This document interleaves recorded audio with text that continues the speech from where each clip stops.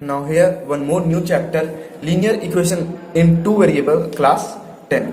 Now we'll go through all the theorems of this chapter, all the properties of this chapter, and have a brief explanation about it. So linear equation in two variables, इस chapter का मतलब क्या है?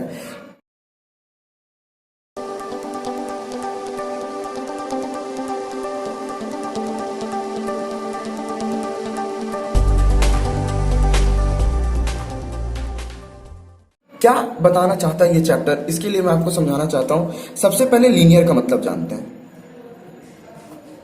कि linear क्या होता है। Linear का जनरली मतलब हम लोग क्या जानते हैं? स्ट्रेट लाइन, ठीक है। और इक्वेशन का मतलब एन एक्सप्रेशन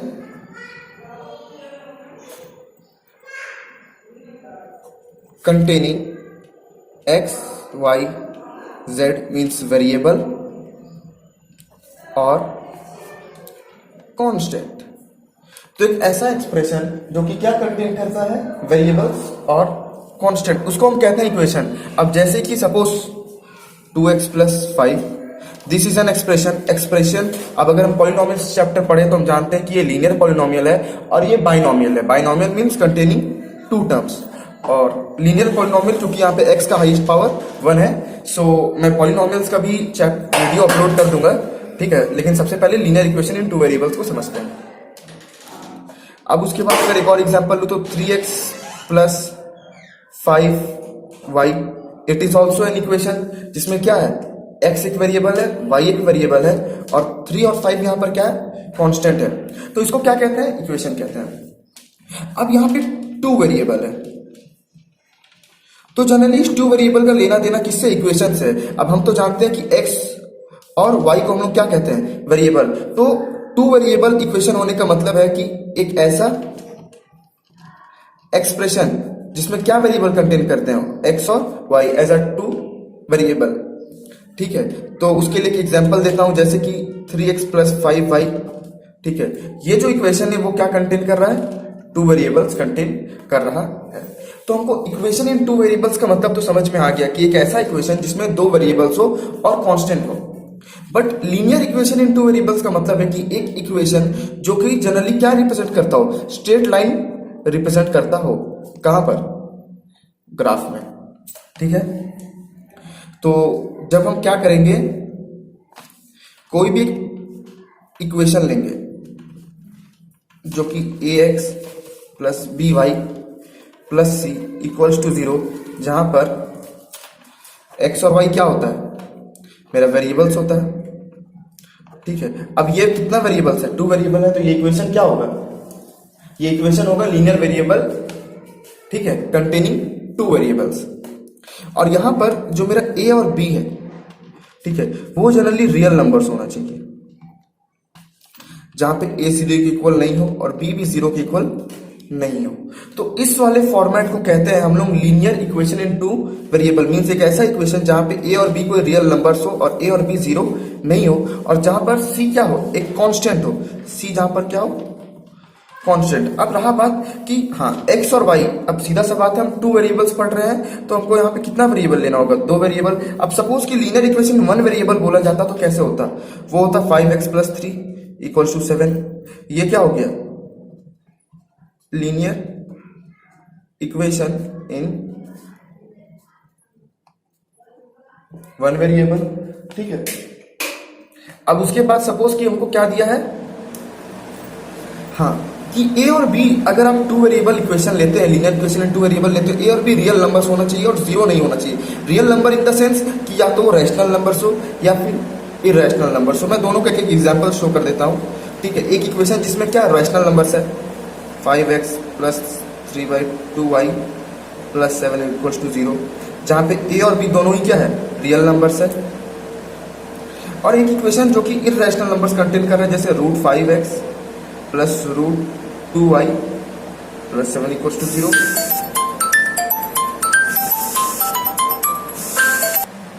सो इस पोजीशन में जो √5 और √2 है वो क्या है? वो एक इरेशनल नंबर है। तो ये दोनों नंबर्स क्या है? Irrational numbers. और यहाँ पे ये दोनों नंबर्स क्या है, रैशनल नंबर्स।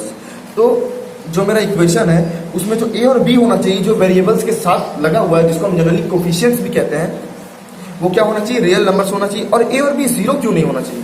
तो सपोज ये देखिए, अगर मैं एक इक्वेशन लेता हूँ 5x + 3y = 8, और अगर मेरा ये जो इक्वेशन है इसमें क्या है, a is not equal to 0 and b is not equal to 0, और इस वाले को b कहते हैं और इस वाले को a कहते हैं। बट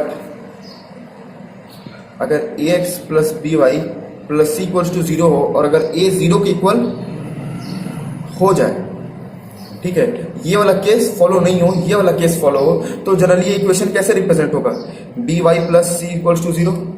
तो यहाँ पे जो y है ना, और ये जो एक्सप्रेशन बना है, ये y से पता चलता है कि इस इक्वेशन में कितना वेरिएबल है, एक। और ये जो इक्वेशन बना है इसको हम लोग कहते हैं linear equation in one variable.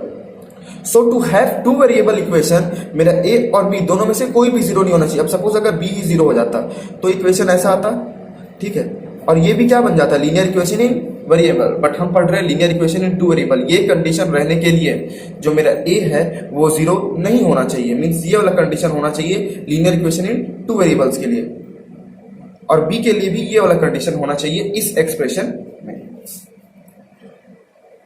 अब अगर मैं एक लीनियर इक्वेशन का बढ़िया सा डेफिनेशन बनाऊं इन सब से जो कुछ हम जाने हैं, तो एक equation okay, which have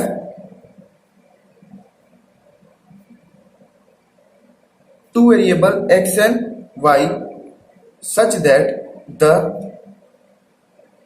coefficient of x and y are real numbers, okay, a and b respectively, where a is not equal to 0 and b is not equal to 0। तो क्लियरली हम जानते हैं कि हमको x और y एक ऐसा value लेना है जिसमें x का जो कोफिशिएंट है a और y का जो कोफिशिएंट है b, वो दोनों ही नॉन जीरो होना चाहिए, और तब वो एक्सप्रेशन कहलाता है लीनियर इक्वेशन इन टू वेरिएबल्स।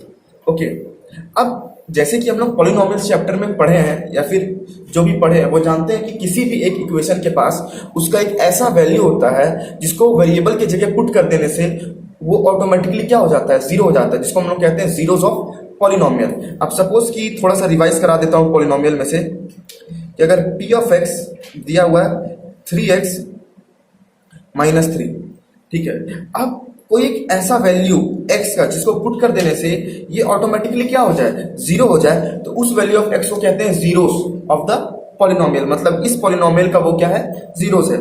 तो अगर हम x = 1 लेंगे, मीन्स p ऑफ x की जगह क्या पुट करेंगे, 1, तो ऑटोमेटिकली एक्सप्रेशन क्या हो जाएगा, जीरो।